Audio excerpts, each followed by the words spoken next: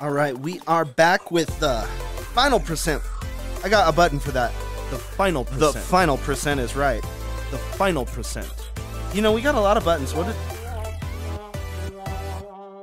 Okay, that's not the one we want to use. We are going to have a guest on today. I'm using... That's a yellow button, just so that we know.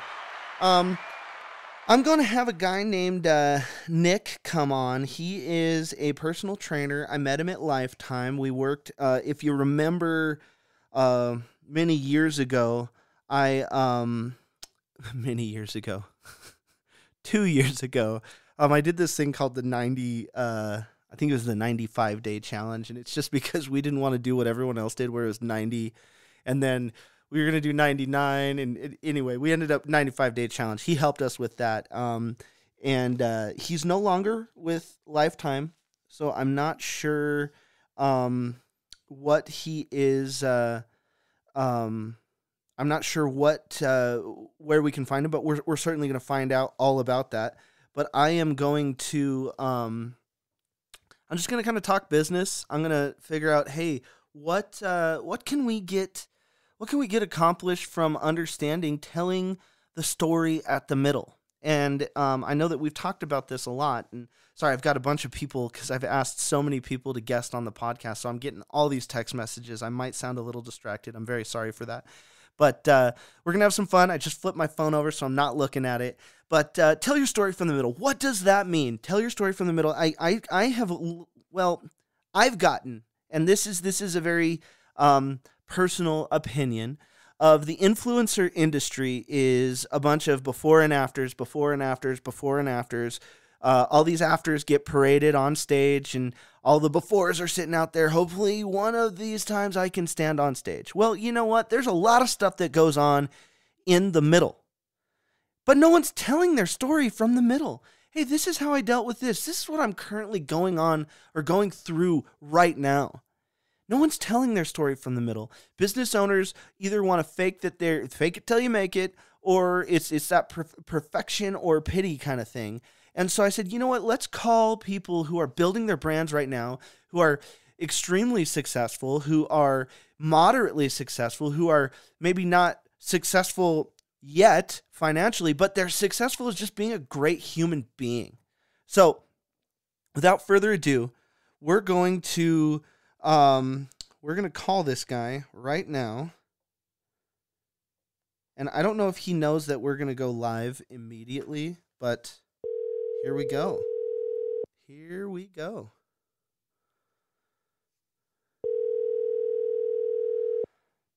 Hopefully he answers, right?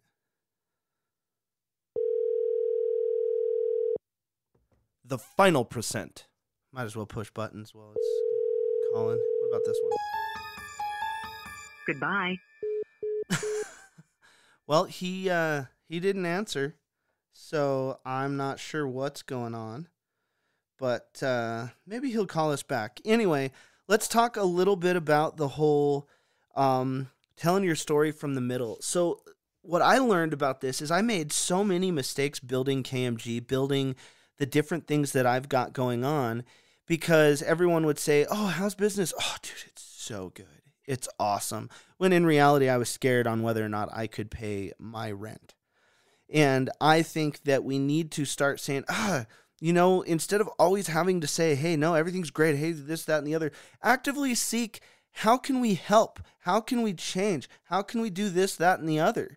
And I want people to say, hey, how's it going? Now, I mean, I'm not saying just air your dirty laundry, but I am saying when you have people in front of you that can maybe change your life. When I started, all the people who were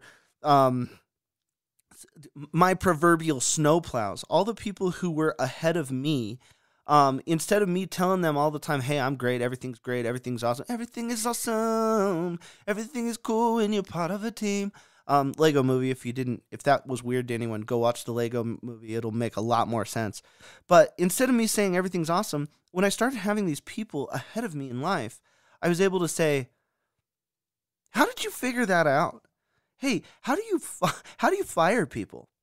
Hey, how do you pay taxes? I loved one of the things that Ashley just put out. She said, I'm really glad that I learned about parallelograms in school instead of how to do my taxes, because it's really helping me in this parallelogram season. Well, I mean, maybe parallelograms matter. They don't matter in my world, I'll be honest with you. But I think how are basic economics, credit, taxes, how do we not have things like that? Because if we can get ourselves in such trouble starting at 18, how are we not spending more time solving those problems? Okay, so we're going to try to give Nick a call one more time, and hopefully he answers. We said 5 minutes. Hey, what's up, bro? Hey, Nick, you're live on my podcast. How you doing, buddy? I'm doing great, man. What's going on? Oh, nothing much. So kind of the idea of this series that I'm doing, just to kind of help you understand, is we talked about telling your story from the middle. And what I realized is just so many people out there it's a very much a before and after culture. And so you have all these people on stage who are these trillionaires or millionaires or billionaires, whatever you want to call them, and everyone out in the audience are just hoping to get there someday. But no one's talking about, hey, what is it like building a brand, building a business, and being in the middle of it all. And I don't know the specifics or the details, but I know that you kind of transitioned from Lifetime so that you could have a little bit more control over your career. And so some of the things I want to talk about is just what prompted that change for you. Talk a little bit about like business things. Of course, I want to talk about how can people find you, how can they get in touch with you, and then maybe some of your philosophies on fitness and how we can how we can just lead better, healthier lives. I'm trying to make their businesses healthy and give entrepreneurs the tools, but as and just so you know, we're 7 minutes into this podcast. I kind of prefaced them with 2 years ago when we went through the 95-day challenge, and I had all these gains and this big transformation. I mean, you were certainly in the middle of it all, and I'm just kind of excited to see where you at now, what's going on in business, and all of those things. Yeah, so, about, back in October, I'd been at Lifetime Fitness for 3 years, and it was a good way to kind of get my feet wet in the community and start meeting people. I moved here from Montana, for those of you that don't know. And so, the fitness scene out there was similar to where you're from, Wyoming, just a lot less people that were into it. And people were definitely less likely to invest in their health. And so I definitely, when I came down to Colorado, I sensed a greater sense of people willing to do that. And so, I made the transition down here, and Lifetime was a good opportunity to get involved and kind of get some more experience. I had already been training for about 3 years, but built a good, sustainable business there. But, just like with any of those big corporations and stuff, they're going to take their portion of it. And I just found that, people were going to follow me wherever I went, and people were going to reach out and tell their friends. And so I kind of initially just started building my business through referrals and word of mouth. And I actually worked at a gym. I had an opportunity to be a fitness director at a gym downtown here in Denver. And it was cool, but I just found that was not what I wanted to do through failing through that. So I didn't want to manage as much. I actually wanted to be on the forefront doing fitness all the time. And I found that I was doing other off-end tasks that weren't related to that, which is, it's part of it. But that kind of made me transition into doing my own thing, which now my LLC is called Raw Results. I remember 2 years ago when we were talking about this, you just loved the word raw. So it's cool. I know, man.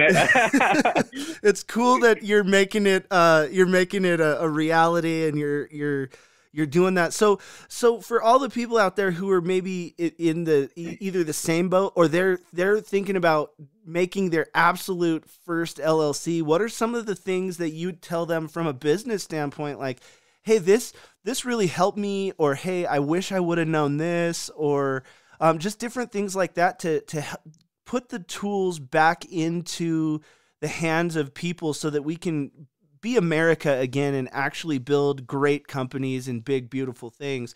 What are some of the things that you went through just starting your own company? It was definitely nerve-wracking, as you know, and you probably can recall through conversations that we had. I was pretty nervous about it, just making that jump. One of the big things for me was health insurance. Mm-hmm. And, I would just advise people to do your research. When I actually did my research and looked into it, it wasn't that bad. Mm-hmm. And, I'm a healthy person. I didn't really need a whole lot outside of, getting my contacts and a few other simple things. So that one thing was holding me back for a while, silly enough. And I looked into it and everything definitely seemed to line up. And, as I got onto my own, there's a couple things that I would recommend people would do. I would say have your core community, your tribe of people that's going to, they love you, they love your content, they're going to follow you. I would make sure that you have that before you make the jump. And, getting experience at maybe a Lifetime Fitness 24-hour. I definitely think for younger fitness professionals, that's a good way to get experience. And it might not be what you want to do forever, but you're going to learn some valuable lessons that will still apply when you go out on your own. Well, so two things that just absolutely hit home that I think are brilliant, that I think can help people is, what is the one thing holding you back? Go do research and really understand it. That is just so, it's funny because it's so simple. It's almost laughable, but I know for me personally, I've had that one thing so many times. And then when I just did the research, I'm like, crap, why didn't I start sooner? So exactly. I think that's great. And then the other thing that, again, is so brilliant is, how are you going to find the community? How are you going to get plugged in? How are you going to build a tribe? And understanding that you don't have to live life in finality. Like it's not, oh, I'm working at 24-hour, or I'm working at Lifetime and now I'm just there forever. No, you're getting experience, you're learning, and make the most of it. So, and I think, I think you did a great job of that at Lifetime. I know that you and I, as we were training and stuff, you and I definitely did not follow the corporate model many times, and we ruffled a few feathers, but it's okay. It's good for them. We're keeping the corporate culture young, right? Yeah, exactly. And, there's positive things. And, I was just thinking about the other day, I mean, just really embrace your failures. I mean, like I said, I went to a gym downtown after and tried to do a position as a fitness director. And I was just like, look, this isn't for me. I was trying to create content still, and people were asking me to get on podcasts, and, the ownership and stuff didn't want me to do any of that. And it just was there was a conflict there. And so I just decided it was best to make the jump to doing my own thing. And it's been the best thing I've done so far. I'm thankful to have, like I said, a strong community, and I'm really just building off that, just, trying to be about the people and take action each day. That's the main thing. Like, talking about it, is one thing, but when you're actually putting it into play and getting the reps and failing forward, that's when the beauty happens. It's a great book, by the way, Failing Forward. Have you read that one? Oh, really? I didn't even know that was a book. Oh, yeah, dude. Oh, well, okay. Especially since, like, you've got that mindset. The book Failing Forward, I'm telling you, is going to be a game changer for you, because it'll polish a lot of the way that you already think. So the way I do my podcast, I know that, I mean, it's actually Thursday, but the way I do my podcasts is I release them every Friday, and every Monday early in the morning, because what I'm trying to do is, I think we release them at like 4 a.m. or 5 a.m. And what we're trying to do is say, okay, cool, for Monday, the week coming up, we want to get people in the right mindset. And then on Friday, we release them, I think, at like midday, so that people can listen to them on the drive home, so that hopefully they don't make bad decisions over the weekend. You are on a Monday podcast. It's going to come out this upcoming Monday. So from a health standpoint, what would you tell people to remember going through their day, going through their week, to just be a more healthy person, an engaged person? Just things that you're starting to find out that are just super applicable to everyday life, and people who maybe want to start the health train? What if they're listening to you Monday morning, how can you help them right now, so that we can put something in their mind, change their mindset, shift who they are, so that they can start becoming who they want to be as a healthy person? What are some of the things that you want to see every single day from people that you would consider healthy? Yeah, I would say, there's a lot of things that go into that, to optimal health, besides, the physical realm. But I think that, the compound effect of little changes that you're going to put in is really the name of the game. So if you're meditating, let's just say, you're using the Headspace app you do it for 3 minutes. Seems really small. Taking the stairs instead of the elevator. Oh, that's a good one. That's a good one. All these basic things, that anyone can do. Go to the grocery store around the corner that you drive there and takes you 2 minutes. Why not go for a 10-minute walk, plug in this podcast, get some valuable advice, and then, make good food choices. You're more apt to make the next best choice when you go into that grocery store and grab an apple instead of a candy bar. You know what I mean? Absolutely. It's these little compounded effects that it's like, okay, I had the apple, I feel better. Okay, I think I'm actually going to walk back, and then when I get home, I'm going to do 2 sets of push-ups. Mm-hmm. Okay, you've done that for a week now. Now you're going to go sign up for a gym, And it's just every day, make it a part of every single movement that you do. That can be the smallest of things, like I just kind of gave in that example. But just buy in, find that tribe. And, with my program that I run with Raw Results, I have a private Facebook community. How do we find you? Because let's say these are like literally micro changes that we just talked about. But let's say Right. You've got someone like I was 2 years ago when I was trying to make that big change. If they want to go work with you one-on-one, what does that look like? And then if they want to do the your online coaching, what does that look like? How do they find you? What's the best way, whether it's email, phone number, website? How do we find you? How do we get in touch with you so that we can get people to have some raw results? Yeah, I would say, I'm on Instagram. I'm pretty active on there. So my username is nmeyer. So NMEYER _ is going to be my Instagram name. And then I'm also, so I run through an app that's actually based here in Denver. Cool. It's called Train Heroic. And they're an awesome company. They build out programming that's a lot easier, more user-friendly with videos linked to everything and ways to track progress. So we've got a group in there where I post motivational type stuff, and anyone that wants to kind of chime in there can, and we've got a great community. So I run my online coaching through there.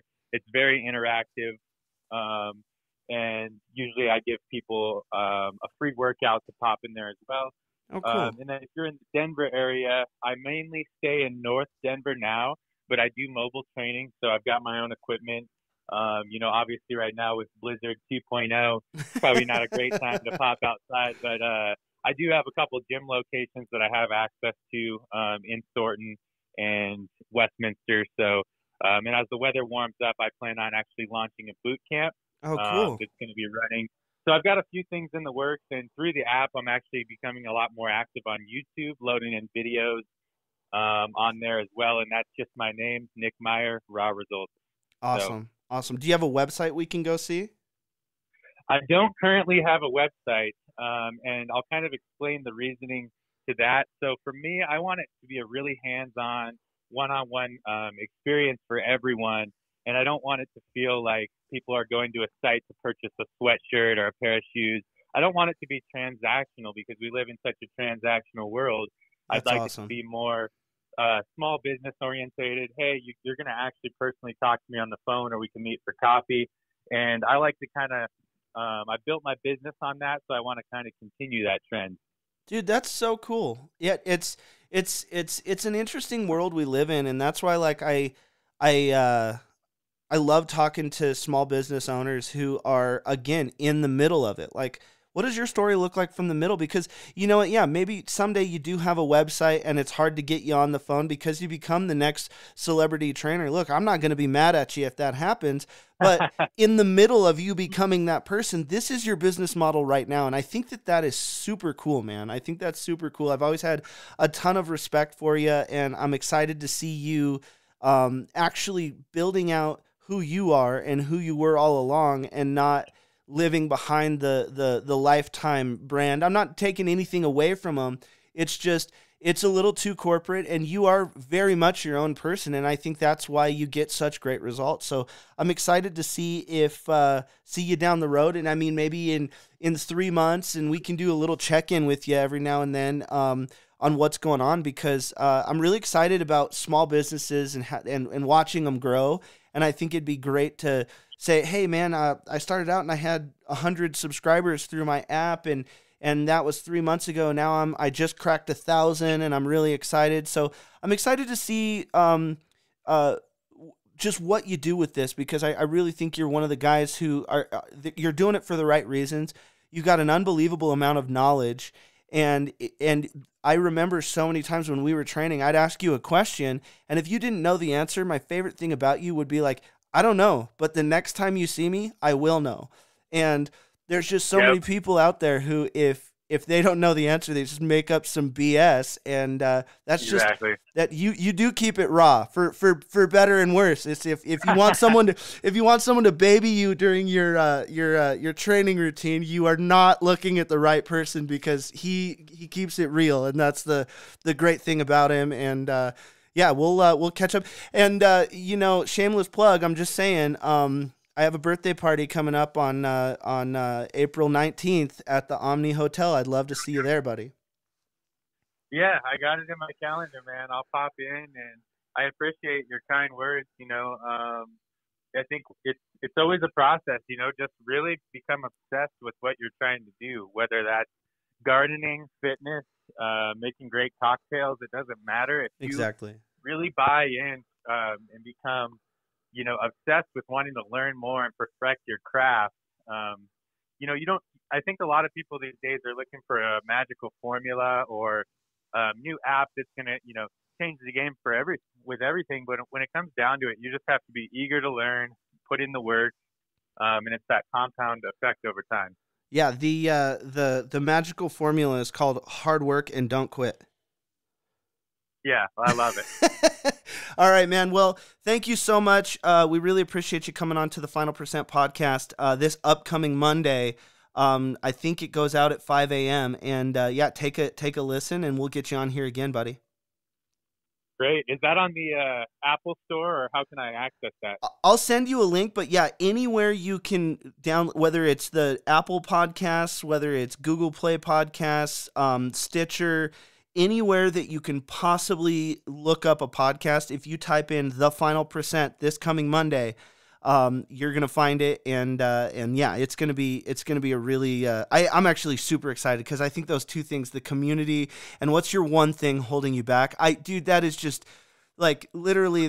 We're here for 22 minutes as of right now, and I'm telling you right now, that's.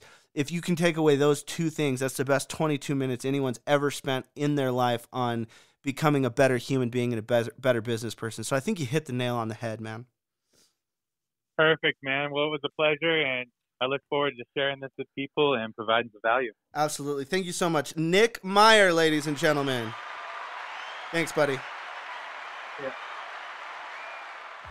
Well, that was Nick, and it was great to catch up with him in podcast form. I'm glad you got to hear that. Go over to and find him. I know he's on Instagram, Facebook, all that stuff.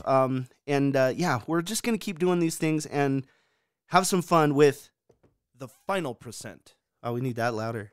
The final percent. The final percent is right. All right. Thanks, guys. I really appreciate you tuning in.